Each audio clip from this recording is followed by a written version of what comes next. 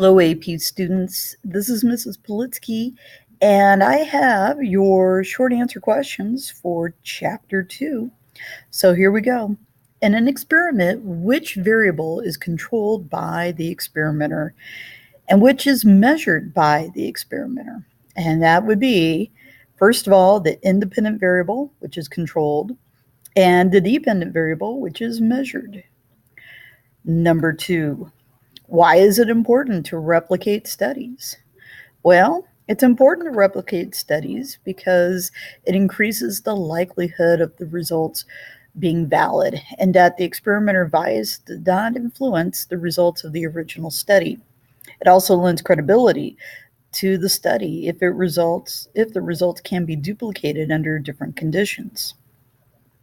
Number 3, provide 2 examples of how researchers can control for extraneous variables.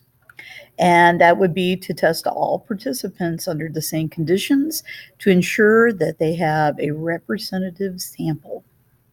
Number 4, in an experiment, explain the differences between the population and the sample. The population is everyone who fits the criteria to participate in your experiment. Since it is impossible to test every person who fits the criteria, the sample is the smaller group who should be representative of the larger population that you actually test in your study. Number 5, explain why researchers have a tendency to prefer the experimental method over quasi-experimental research. And part of that is an experiment is the only type of research that can prove the cause and effects between 2 variables. In an experiment, the researcher can have a great deal more control over the study than they would in a quasi-experimental research. Quasi-experimental would be just going out and making a simple observation without necessarily testing or using experimental or control groups. Number 6, why is it important for researchers to conduct double-blind studies? And that is to ensure that their own personal biases do not influence the outcome of the study. Number 7, what is the purpose of the institutional review boards, or aka the IRBs? And this is to ensure that all research that is conducted follows the outcome of the study.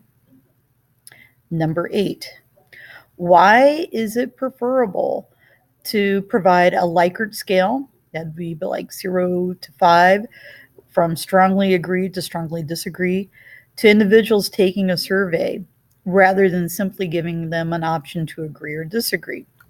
And part of that is this allows individuals to have more choices and makes it less likely that they simply agree with all the statements. It also gives them a neutral option as a choice. Number 9, what is the advantage of using the median when examining a set of data? And it is less resistant to extreme scores than a mean, and it is more reflective of a set of data than the mode. Number 10, if there is a negative correlation between candy consumption and happiness, what would we expect to note in people who ate a lot of candy? And we would say that people who ate more candy are sadder, and those who eat less candy are than those who eat less candy. Number 11, what does the correlation coefficient demonstrate, and how is this displayed? Well, the correlation coefficient is the strength of the relationship between 2 variables and is displayed by R and can range from either -1 through +1. Number 12, as it is nearly impossible to get a completely random sample from a population, how can we get the best representation while still being practical?